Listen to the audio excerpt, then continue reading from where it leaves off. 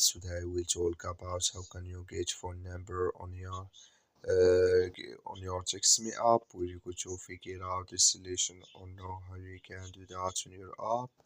So all you have to do, you just go down, click here on me down here. When you click here on me, it's going to take you to this list, and all you have to do, just click here on my numbers. So then you click here on get one set phone number, then it's going to take you to this list. Select here country. I'm going to select United States here for example. So then here can your random area code or nearby area code, or here select here.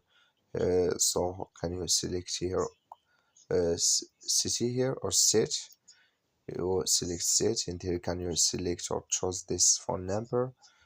So then you just waiting to end this time for you, then it's going to show for you this phone number. That's all you have to do. Thank you for watching. Don't forget to support us by liking, subscribe.